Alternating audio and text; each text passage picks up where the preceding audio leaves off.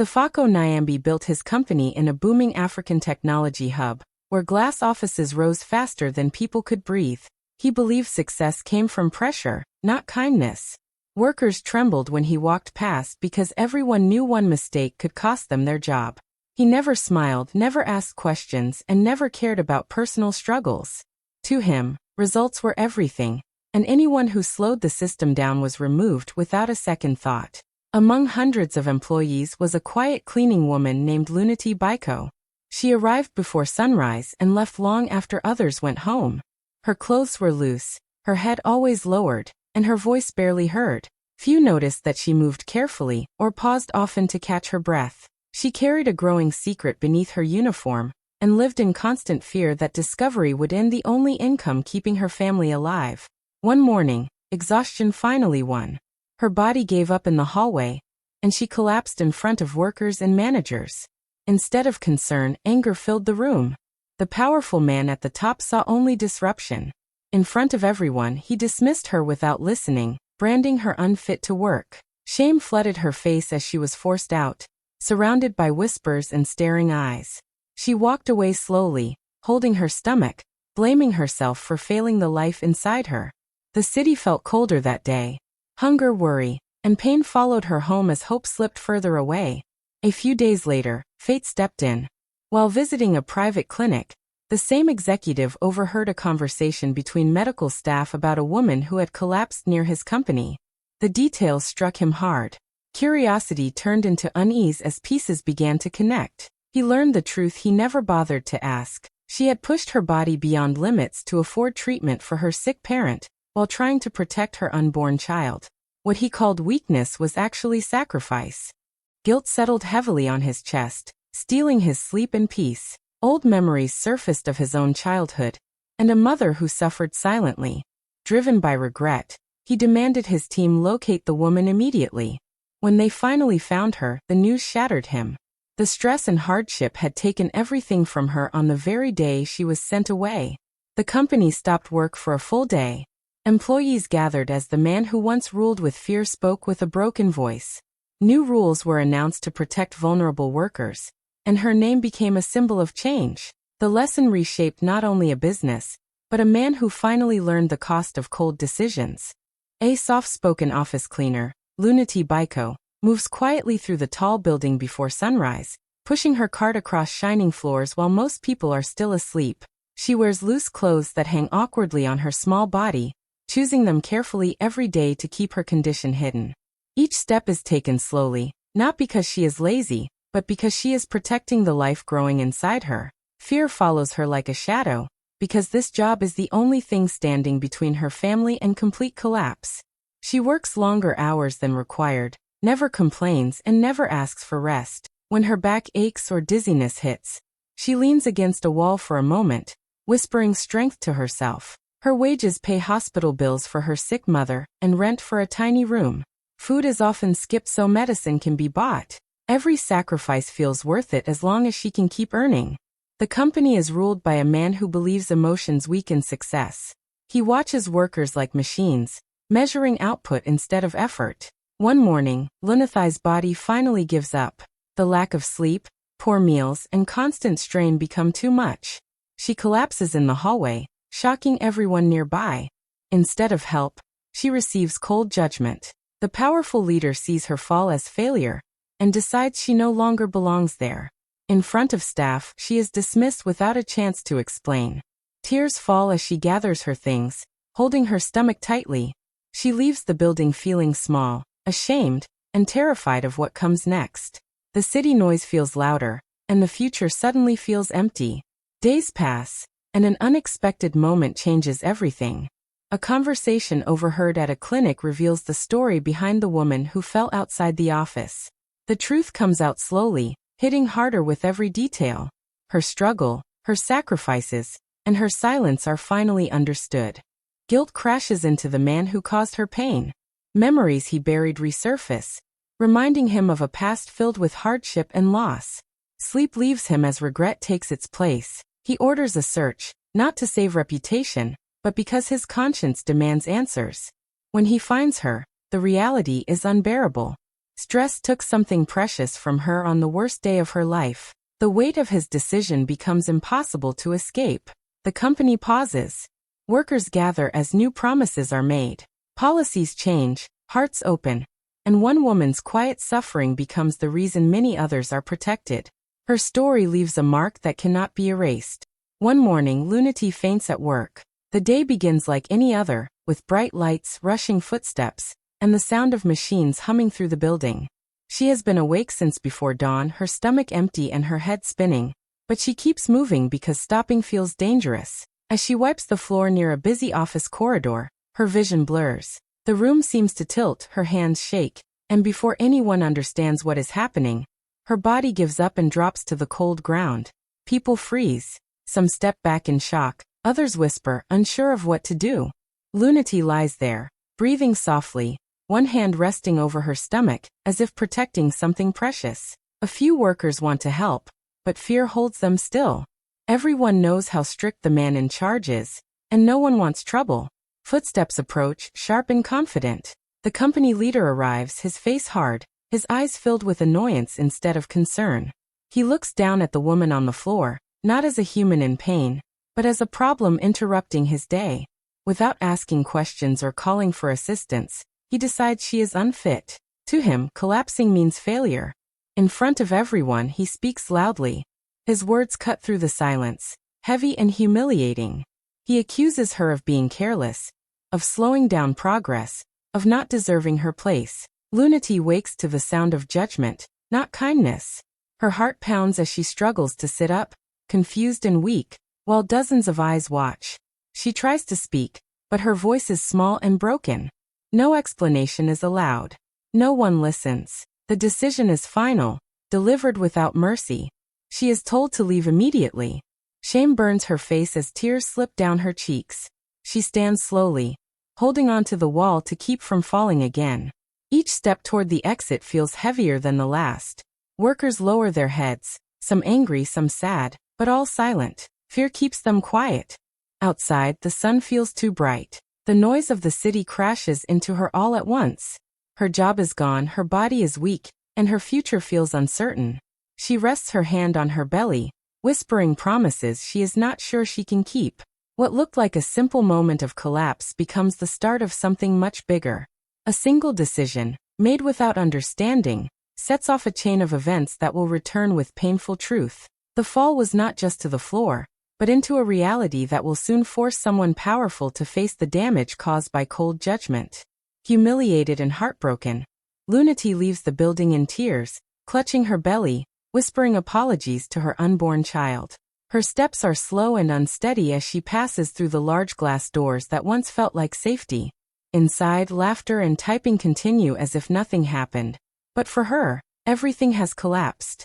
Tears blur her vision, yet she keeps walking, afraid that if she stops, she will fall again. Every stare from passing strangers feels heavy, even though none of them know her story. She presses her hand against her stomach, breathing carefully, trying to calm the fear racing through her body. In a trembling voice, she speaks softly to the life inside her, saying sorry for not being strong enough, sorry for letting the world be so cruel. The words come out broken, mixed with sobs, but she keeps talking, as if those whispers are the only thing holding her together. Outside, the city moves fast. Cars rush past, people scroll on phones, and street vendors shout for attention. No one notices the woman standing alone near the gate, her uniform wrinkled, her eyes swollen from crying. She feels invisible, like she has already disappeared from the world. The job that once gave her purpose is gone, and with it, the little hope she was holding on to. Memories flood her mind. Long nights of cleaning empty offices, skipping meals to save money, and dreaming of a better future for her child. She remembers telling herself that the pain would be worth it. Now doubt creeps in, sharp and frightening. How will she pay rent? How will she buy food or medicine?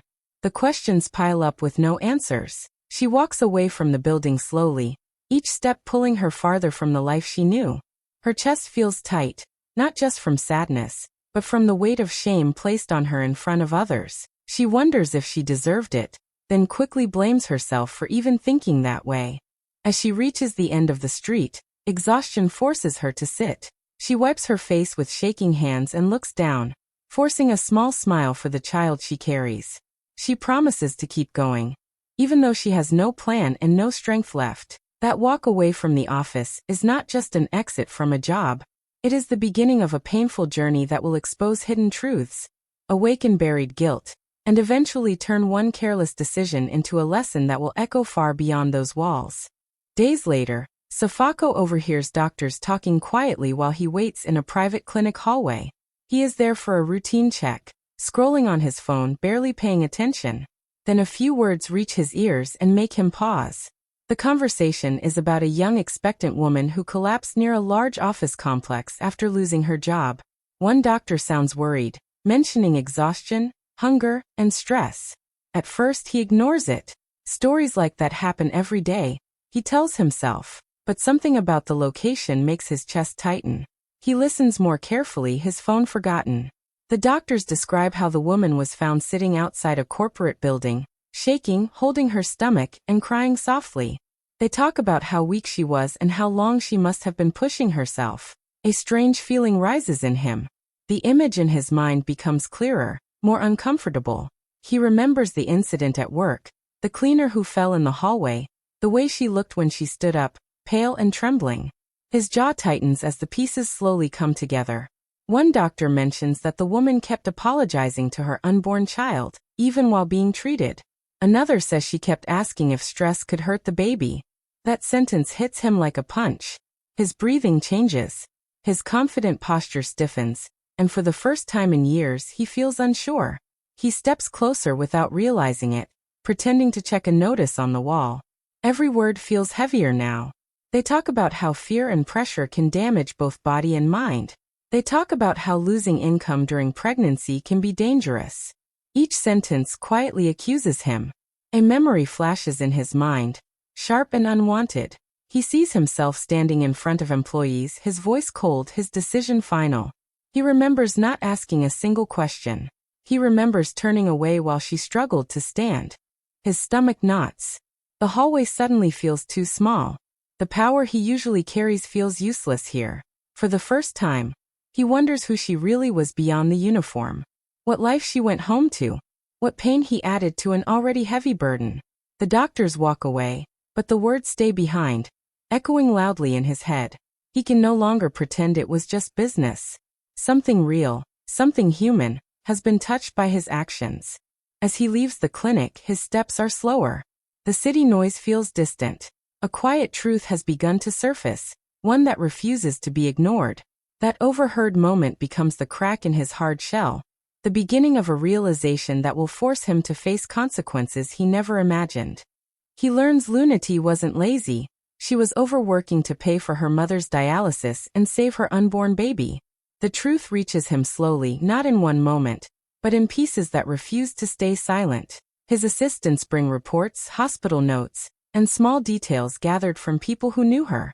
Each new fact feels heavier than the last. The woman he judged so quickly had been carrying a burden far greater than he ever imagined. She had been taking extra shifts whenever possible, cleaning offices late into the night and returning before dawn. Sleep was a luxury she could not afford. Her earnings were sent straight to the hospital, where her mother lay connected to machines that kept her alive. Missing even one payment meant losing treatment. Every mop stroke and every step she took was driven by fear of that call from the clinic. At the same time, she was quietly preparing for a child. She skipped meals so she could buy vitamins.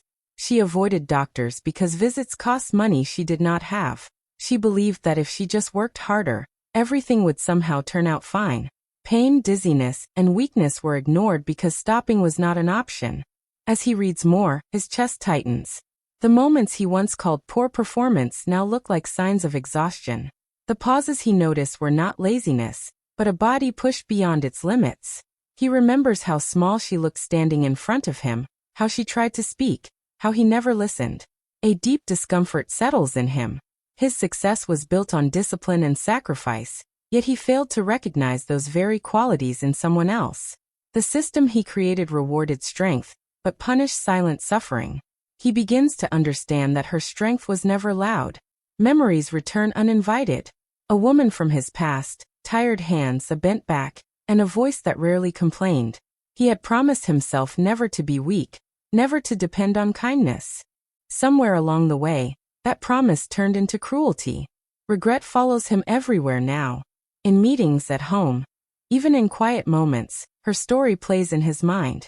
He realizes that one careless judgment added pressure to an already breaking life. What he called efficiency caused real damage. This knowledge changes how he sees power. For the first time, he understands that leadership without understanding can destroy lives. The discovery does not bring relief. Instead, it creates a heavy responsibility he can no longer escape. For the first time, Safako can't sleep. The night feels heavier than usual. He lies in his large bed, staring at the ceiling, unable to close his eyes. The usual calm of his apartment is replaced by an uneasy silence that presses down on him. Every corner of the room seems to echo her struggle, the faint memory of a woman he barely noticed now filling his mind completely. He cannot escape the images of Lunati, weak and trembling, clutching her stomach, and walking away from his office humiliated. Memories of his own mother working while pregnant haunt him. He remembers her hands callous from long hours, the small meals she skipped, and the tired look in her eyes that never left her face. She had carried him through sacrifice and pain, often putting her own health aside to make sure he had a better life. At that moment, he realizes he never fully appreciated her struggle until now.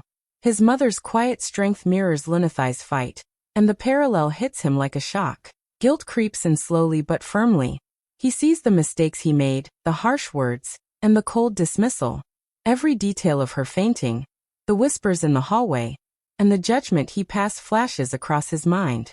He begins to feel the weight of responsibility, a pressure he has never experienced in boardrooms or strategy meetings. The success he once valued so highly feels hollow when measured against real human suffering. Questions torment him. How could he have been so blind? How could he have allowed his power to hurt someone innocent? Each thought adds to the sleeplessness, creating a storm in his chest he cannot calm. Even the sounds of the city outside, usually ignored, now pierce his mind as reminders of a world moving on while he faces the consequences of his decisions. He recalls every small act of dedication Lunati had made, the long nights, the extra effort, and the silence behind her smiles. He feels ashamed that he never noticed, that he punished the one person who needed understanding the most. Regret sits heavily on his shoulders, stronger than any fear he has ever known. The night drags on, and sleep refuses to come. Every shadow in the room seems to remind him of missed compassion, of a life impacted by careless judgment. His mind races, realizing that leadership is not only about results but about empathy, and that understanding human struggle is more important than enforcing rules without heart. By the time dawn approaches, Safako knows nothing will ever feel the same again. He orders his team to find Lunati immediately, not for damage control, but because something inside him has broken. Safako paces in his office, the city lights casting long shadows through the glass walls. His mind is restless, replaying the image of her collapsed figure, the shame she carried, and the life growing inside her. He has spent years building a reputation for toughness, for making decisions without hesitation. But now hesitation fills him, and for the first time, fear and guilt are mixed together, stronger than any desire for control. He calls his assistants urgently, speaking sharply, though his voice carries a new weight, a sense of desperation. He does not want them to fix the company's image or to quiet rumors. He wants to see her, to know she is safe, to face the consequences of his own callousness. Every second without an answer feels unbearable, and he demands updates constantly, refusing to leave the office. His team searches quickly, calling hospitals, clinics, and local shelters. Every minute feels longer than the last. Safako watches, pacing back and forth, gripping the edge of his desk, eyes narrowed but distant. He replays every interaction he had with her, each word, each glance, questioning how he could have misjudged someone so innocent. A knot of regret tightens in his chest, making it hard to breathe, making every tick of the clock a painful reminder of his mistake. As the search continues, he begins to imagine the hardships she may be facing. Hunger, fear, exhaustion. All the struggles she endured in silence rush into his mind like a flood. He thinks about the baby she carries and feels an unfamiliar vulnerability. This is no longer a matter of business. It is personal, and he feels powerless. Finally, word comes that she has been located. Relief washes over him, but it is heavy, mixed with dread. He hurries to her side, unsure what he will say, unsure if forgiveness is even possible. He wonders if the damage he caused can ever be undone, if the trust he shattered can ever be rebuilt. The drive to find her was not about pride or public image. It was about reckoning, about facing a human being he wronged. It is the first step toward understanding the weight of decisions made without compassion, and toward realizing that true leadership requires empathy, not just authority. The urgency in his actions reflects a heart awakening to consequences it had long ignored. When he finally finds her, he discovers she lost the baby from stress, the day she was fired. Safako's steps falter as he sees her sitting in a small, dimly lit room, hands wrapped around her midsection, eyes red and hollow. The weight of what happened presses down on him instantly. He wants to reach out, to say something that might fix the unfixable, but words fail. The life that should have been thriving inside her is gone, taken by fear, exhaustion, and heartbreak. Her face lifts slowly as she recognizes him. The sadness there is raw and unguarded, and it pierces through the armor he has built around himself. He notices the quiet strength she still carries despite the loss, the way she tries to hold herself upright even though grief is dragging her down. Every detail, her trembling hands, the shallow breaths, the tears she swallows, strikes him harder than anything he has experienced in the boardroom. Memories flood him uncontrollably. He recalls her collapse at work, the hurried decision to dismiss her, and the whispers of colleagues that day. He sees the connection clearly now. His impatience, his cold judgment, directly led to this tragedy. The guilt is sharp, relentless, and unlike any consequence he has faced before. He kneels beside her, voice breaking, trying to apologize, but the words feel hollow against the magnitude of what she endured. She doesn't speak, only looks at him with a mixture of sorrow and disbelief, as if asking silently how someone could be so cruel without realizing the cost. He realizes that his authority, once a symbol of power, now feels meaningless in the face of real human pain. For the first time, Safako feels helpless. The life that was lost was not just a child, but a future, dreams, and hope. The weight of responsibility crushes him. The lessons he learned in meetings, about strategy and profit, feel worthless compared to the lesson he is learning now about compassion, understanding, and the irreversible consequences of careless decisions. He watches her silently, knowing he cannot undo the past. The loss is permanent, but the moment becomes a turning point. He begins to understand that true leadership requires more than rules. It requires seeing people, their struggles, and their humanity. That day changes everything. The company, his perspective, even his heart, all are altered. The pain of what happened becomes a catalyst for change, a reminder that every action has weight, and that empathy can never be ignored. The realization is brutal, but necessary. Crushed by guilt, Safako shuts down operations for one day and announces a new policy protecting pregnant workers, in Lunathai's name. The next morning the office feels different. Safako walks through empty hallways, the silence unusual and heavy. Employees glance at each other, confused by the sudden pause in their routines. He sits in his office, staring at the city outside, heart pounding with a mix of fear, shame, and determination. He knows he cannot change the past, but he can try to prevent such pain from happening again. When the staff gathers, he steps in front of them, his usual cold demeanor gone.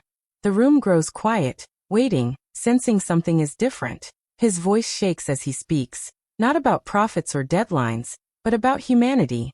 He tells them the story of Lunati, of her dedication, her sacrifices, and the tragic loss she endured because of thoughtless judgment. The words hang in the air, heavy and impossible to ignore. He announces a new policy that will protect all pregnant employees. No one can be fired because of pregnancy, and support will be provided for those facing medical challenges or personal struggles. The change is more than rules on paper. It is a promise, a commitment to see employees as human beings, not just workers. Every gesture, every decision will now consider compassion, fairness, and care. Safako names the policy after Lunati, making her the symbol of change. He acknowledges that her suffering opened his eyes, that her story forced him to confront the cost of his cold leadership.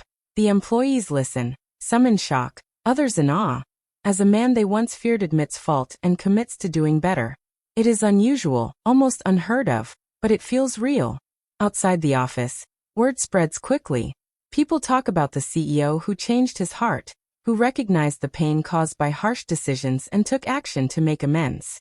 Lunathai's name becomes known not for tragedy alone, but as a sign of hope and protection.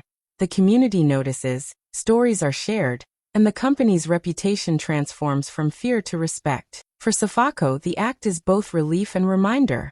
Relief that he can finally do something meaningful, and a constant reminder of the consequences of past cruelty.